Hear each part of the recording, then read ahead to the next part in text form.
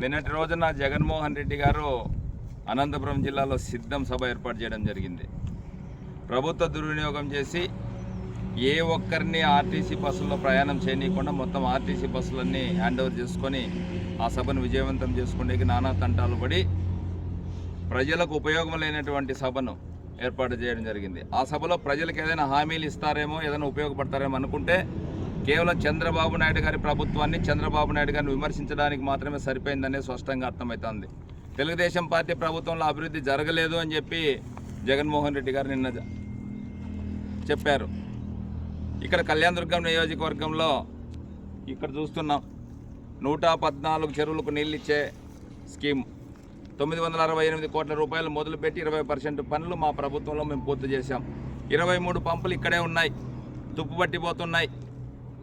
దీనిని ఈ రోజు వరకు ఒక్క పంపు కూడా బిగించినటువంటి పాపాన పోలేదు జగన్మోహన్ రెడ్డి గారు. కళ్యాణదుర్గం నియోజకవర్గాన్ని అభివృద్ధిలో పూర్తిగా నాశనం చేసి ప్రజల ఇబ్బందులకు గురి చేసినటువంటి ఈ విధ్వంసకరమైనటువంటి ప్రభుత్వం కొనసాగడానికి అవసరం లేదు అనేది ఈ రాష్ట్రంలో ప్రజలంతా నిర్ణయించుకున్నారు. రెక్కలు ఊడిపోయినటువంటి ఫ్యాన్ను పీకి బంగాళాఖాతంలో పారేసేకి ప్రజలు సిద్ధంగా ఉన్నారు. చంద్రబాబు నాయుడు ప్రభుత్వంలో జరిగినటువంటి అభివృద్ధి, ఈ ప్రభుత్వంలో జరిగినటువంటి లూటీలు, దౌర్జన్యాలు, దుర్మార్గాలకు మేము చర్చించడానికి సిద్ధం. జగన్మోహన్ రెడ్డి గారు మీరు సిద్ధం అని చెప్పి నేను అడుగుతున్నా. ఈ రాష్ట్రంలో చంద్రబాబు నాయుడు గారి పరిపాలనను మాట్లాడడానికే నీకు అర్హత లేదు అనేది నేను ఈ సందర్భంగా తెలియజేస్తున్నా. అభివృద్ధి లేకుండా విధ్వంసకరమైనటువంటి పాలనతో అభివృద్ధి అనేది లేకోకుండా ఈ రాష్ట్రంలో ఉన్నటువంటి అన్ని వనరులను దోచుకునే కార్యక్రమంలో భాగంగా జగన్మోహన్ రెడ్డి గారు నిత్యం 4 సంవత్సరాల 10 నెలలు పనిచేశాడనే స్పష్టంగా అర్థమవుతుంది.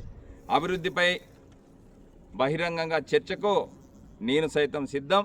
జగన్మోహన్ రెడ్డి వేదిక నువ్వు ఏర్పాటు చేసి ఎక్కడ చెప్పినా కూడా నేను సిద్ధంగా ఉన్నానని చెప్పి సందర్భంగా తెలియజేస్తున్నా.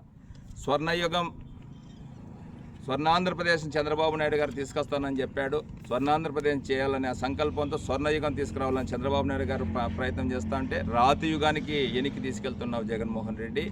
నువ్వు చేసినటువంటి దుర్మార్గాలు, దౌర్భాగ్యాలు, ప్రభుత్వ ధనం దుర్వినియోగం, ఆంధ్రప్రదేశ్ రాష్ట్రాన్ని లూటీ చేసి సిద్ధం సభ పెట్టుకొని ర్యాంప్ వాక్ చేస్తే ప్రజలు నిన్ను నమ్మే పరిస్థితిలో లేరు.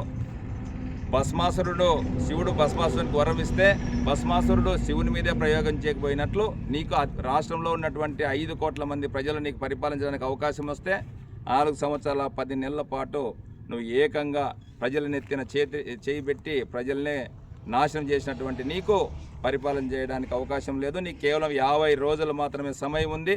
50 రోజుల్లో ప్రజలు నీ పరిపాలన, నీ కుర్చీ మడతపెట్టి బంగాళాఖాతంలో పారేసే టైం దగ్గరలో ఉందనే సందర్భంగా తెలియజేస్తున్నా. ఇప్పటికే 77 మందిని నువ్వు మార్చావు.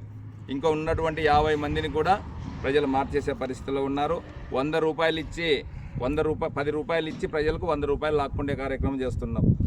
దేశంలో అత్యంత ధనకమైనటువంటి సీఎం ఎవరైనా ఉన్నారంటే ధనవంతుడు సీఎం జగన్మోహన్ రెడ్డి. అత్యంత పేదలు ఎవరైనా ఉన్నారు ఈ భారతదేశంలో అంటే ఆంధ్రప్రదేశ్ రాష్ట్రంలో ఉన్నారనేది ఈ 4 సంవత్సరాల 10 నెలల్లో నువ్వు ధనవంతుడయ్యావు. ప్రజల నోట్లో మట్టి కొట్టి ప్రజలను మాత్రం తిండికి కూడా లేకున్నటువంటి పరిస్థితి తీసుకొచ్చావు. రాయలసీమలో 52 నియోజకవర్గాల్లో బస్సులు లేకుండా చేసి నిన్న ఒక్క రోజు అంతా ప్రయాణికులను కష్టాలు పాలు చేసి సిద్ధం సభ పెట్టుకొని నువ్వు ప్రయాణికులను కూడా ఇబ్బంది పెట్టినటువంటి పరిస్థితి స్పష్టంగా అర్థమవుతుంది. రాయలసీమ నీటి ప్రాజెక్టులు 111 ప్రాజెక్టులను ఒక్క సంతకంతో రద్దు చేసి రాయలసీమ ప్రాజెక్టుల రైతాంగాన్ని నడ్డి విరిచినటువంటి నీకు పరిపాలన చేయడానికి అర్హత లేదు. చంద్రబాబు నాయుడు గారిని విమర్శించడానికి అర్హత లేదు. రాయలసీమలో ఒకప్పుడు హత్యలకు, ఫ్యాక్షన్ గొడవలకు కారణమైనటువంటి సందర్భంలో చంద్రబాబు నాయుడు గారు ముఖ్యమంత్రి అయిన తర్వాత సాగునీళ్ళు ఇచ్చి ప్రాజెక్టులు నిర్మించి ఆంధ్రనీవా నీళ్ళు ఇచ్చి 100 టీఎంసీల ఆంధ్రనీవా నీళ్ళు రాయలసీమకి ఇచ్చి కచ్చలు కార్పణ్యాలు లేకోకుండా ప్రతి ఎకరాన్ని తడిపే కార్యక్రమం చంద్రబాబు నాయుడు గారు చేశారు. దానికి సంబంధించినది ఈరోజు నువ్వు అన్ని ప్రాజెక్టులు నిర్వీర్యం చేసి ఏ ఒక్క ప్రాజెక్టు ముందుకు తీసుకుపోకపోగా నీ సొంత జిల్లాలో అన్నమయ్య ప్రాజెక్టును సైతం గేట్లు గ్రీసు పెట్టలేనటువంటి పరిస్థితిలో దాన్ని కొట్టుకొని పోయే పరిస్థితి వచ్చింది అంటే ఈరోజు ఆంధ్రప్రదేశ్ రాష్ట్రం ఏ విధంగా నిన్ను ఆలోచన చేస్తాననేది ఒక్కసారి గుర్తించండి అని సందర్భంగా తెలియజేస్తున్నా. ఆ రోజు పట్టిసీమ,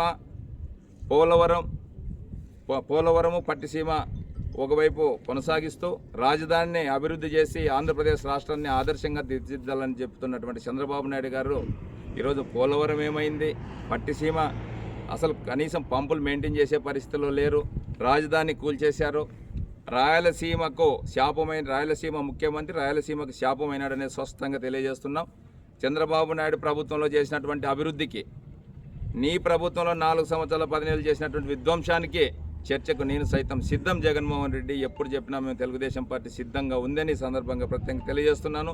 చంద్రబాబు నాయుడు గారి గురించి మాట్లాడే అర్హత కానీ తెలుగుదేశం పార్టీ మీద మాట్లాడే అర్హత కానీ నీకు లేదు అని చెప్పి సందర్భంగా మరొకసారి తెలియజేస్తున్నాను. అభివృద్ధి కళ్ళ ముందే కనిపిస్తూ ఉంది.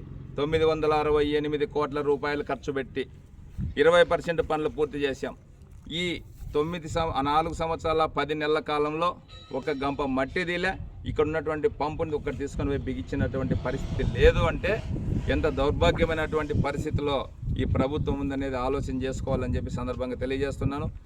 నిన్న వచ్చినటువంటి జగన్మోహన్ రెడ్డి గారి పర్యటన ఆంధ్రప్రదేశ్ రాష్ట్రంలో ఉన్నటువంటి ప్రజలపైన మరి ఒక్కసారి అబద్ధాలు చెప్పి ముఖ్యమంత్రి కావాలని ఆలోచన చేసి ర్యాంప్ వాక్ చేస్తున్నారు. ర్యాంప్ వాక్ ఓట్లు పడవు, పనిచేసే ముఖ్యమంత్రికి ఓట్లు పడతాయి. ఎప్పుడు ఎలక్షన్స్ వచ్చినా చంద్రబాబు నాయుడు గారిని ముఖ్యమంత్రిని చేసుకోవాలని ప్రజలు సిద్ధంగా ఉన్నారు, సంసిద్ధంగా ఉన్నారు. నీ సిద్ధానికి సిద్ధంగా లేరు, సంసిద్ధంగా ఉన్నారు ప్రజలు. నిన్ను బంగాళాఖాతంలో కలపడానికి 175కు 165 సీట్లతో చంద్రబాబు నాయుడు గారిని ముఖ్యమంత్రిని చేయడానికి సిద్ధంగా ఉన్నారు. అభివృద్ధి పైన తెలుగుదేశం పార్టీ ఎప్పుడైనా సిద్ధం అని చెప్పి ఈ సందర్భంగా తెలియజేస్తున్నా.